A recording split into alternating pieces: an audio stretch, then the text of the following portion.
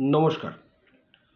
মাধুরী Gupta madam question করেছেন যে তার টেনেন্ট ঘর বন্ধ করে দিয়ে তালাচাবি দিয়ে চলে গেছে অন্য স্টেটে, বহুদিন ধরে আসছেন না, ঘরও খুলছেন না এবং ঘরটা তার ড্যামেজ হচ্ছে।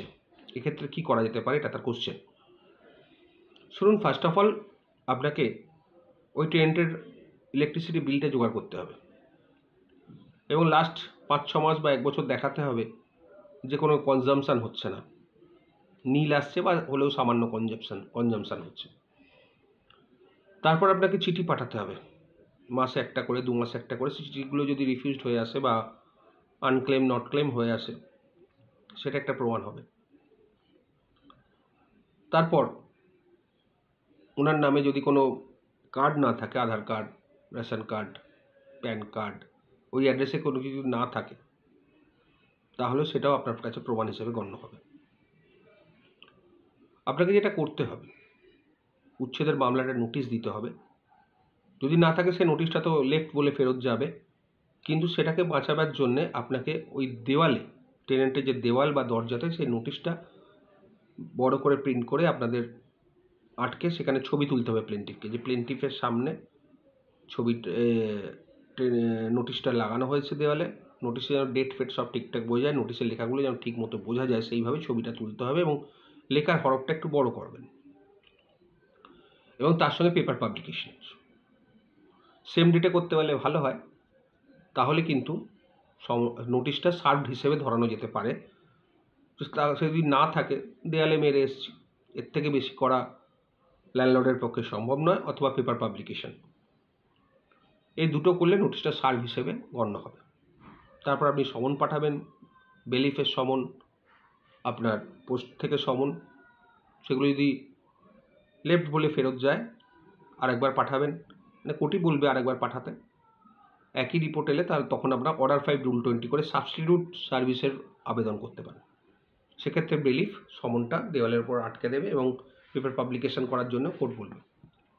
এইটা করলে আপনার জিত নিশ্চিত এবং আপনি মামলায় জিতবেনও। তারপরে জেতার পরে আপনাকে এক্সিকিউশন ফাইল করতে হবে 2 মাস বা 3 মাস বাদে, যেটা কোর্ট টাইম দেবে। এক্সিকিউশন ফাইল করলে মোটামুটি 1 বছরের মধ্যে আপনি টোটাল ঘর পেয়ে যাবেন with the help of the police এবং বেলিফ। পুলিশের হেল্প ছাড়া নিজেরা জোর করে খুলতে যাবেন না, তাতে কিন্তু আপনাদের এক্সট্রা অন্য কেসও খেতে হতে পারে, চুরি, ডাকাতি ইত্যাদি ইত্যাদি। সুতরাং সবসময় প্রসিজিওর মেনে চলবেন, যেরকম সিপিসিতে লেখা আছে। জেতার পরে আপনাকে সেটাকে এক্সিকিউশন কেস ফাইল করতে হয়, original certified copy, degree judgment তুলে। তারপরে কোর্ট থেকে বেলিফের অর্ডার দেয়। আপনি সেখানে তালা ভাঙার দরখাস্তটা অবশ্যই করবেন, যাতে কোনো তালা লাগানো থাকলে বেলিফ ভাঙতে পারে, পুলিশ ভাঙতে পারে। বেলিফ যদি ফেরত আসে, তাহলে বেলিফ রিপোর্ট দেয় যে এখানে লোকাল লোক ডিস্টার্ব করে, তার জন্য দখল দেওয়া সম্ভব হবে না। তারপরে আপনাকে পুলিশ হেল্পের দরখাস্ত কোর্টে করতে হবে। সেটা rule 208 of the civil rules and অর্ডারও করাতে পারে, অথবা অর্ডার 21, রুল 99, যে সেকশানগুলো আমাদের আছে, 100 যা আছে সেকশান, অর্ডার 21, রুল 97, সেই মর্মে আপনি পুলিশ হেল্পের দরখাস্ত করতে পারেন।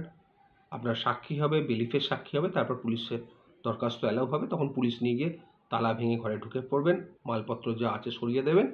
এইভাবে ঘরটা আপনি পেয়ে যাবেন তাড়াতাড়ি। তবে যতই তাড়াতাড়ি বলি, সবসময় মাথায় রাখবেন, মামলা মোকদ্দমার ধৈর্যের ব্যাপার। আপনার কিন্তু ধৈর্য ধরে এগোতে হবে। এই দেখলাম, এই পেলাম, এই জিতে গেলাম, কেন এত ডিলে হচ্ছে, এগুলো কিন্তু মাথায় রাখলে চলবে না। এটা কোর্ট, সুতরাং একটু এত ডিলে হতেই পারে। আপনাকে ধৈর্য সহকারে মাথা ঠান্ডা রেখে এগোতে হবে। আশা করি বোঝাতে পারলাম। ভালো থাকবেন।